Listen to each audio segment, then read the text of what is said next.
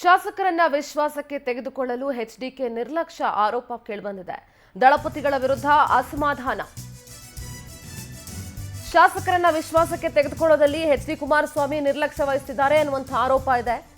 ಜೆಡಿಎಸ್ನಿಂದ ಅಂತರ ಕಾಯ್ದುಕೊಳ್ತಾ ಇದ್ದಾರಲ್ಲ, ಅವರ ಮೇಲೆ ಕಾಂಗ್ರೆಸ್ ಕಣ್ಣಿಡ್ತಾ ಇದೆ. ಕೇಂದ್ರ ಸಚಿವ ಎಚ್ಡಿ ಕುಮಾರಸ್ವಾಮಿ ಬಳಿ ಶಾಸಕರು ದೂರು ಕೊಟ್ಟಿದ್ದಾರೆ. ದೂರು ನೀಡಿದ್ರೂ ಕೂಡ ಶಾಸಕರ ಜೊತೆ ಚರ್ಚೆ ಮಾಡೋದಕ್ಕೆ ಎಚ್ಡಿ ಕುಮಾರಸ್ವಾಮಿ ಹಿಂದೇಟು ಹಾಕ್ತಾ ಇದ್ದಾರೆ. ಎಚ್ಡಿ ಕುಮಾರಸ್ವಾಮಿ ನಡೆಗೆ ಪಕ್ಷದಲ್ಲಿ ಹಾಲಿ ಶಾಸಕರೇ ಬೇಸರ ವ್ಯಕ್ತಪಡಿಸ್ತಾ ಇದ್ದಾರೆ. ಹಾಲಿ ಶಾಸಕರನ್ನ ವಿಶ್ವಾಸಕ್ಕೆ ತೆಗೆದುಕೊಳ್ಳಲು ಕುಮಾರಸ್ವಾಮಿ ಅವರು ಮುಂದಾಗ್ತಾ ಇಲ್ಲ. ಶಾಸಕಾಂಗ ಪಕ್ಷದ ಸಭೆ ಕರೆದ್ರೂ ಕೂಡ ಜೆಡಿಎಸ್ ಶಾಸಕರು ಯಾರು ಬರ್ತಾ ಇಲ್ಲ.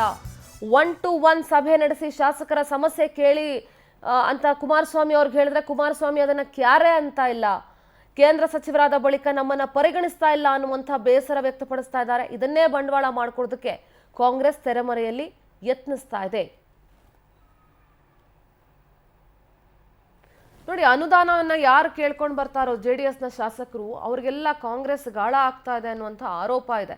ಆಯ್ತಾ, ಇದಕ್ಕೆ ಈ ಆರೋಪಗಳಿಗೆ ಪುಷ್ಟಿ ನೀಡೋ ತರ ಕುಮಾರಸ್ವಾಮಿ ಅವರು ಕೂಡ ಸ್ವಪಕ್ಷದ it is a political game, political strategy.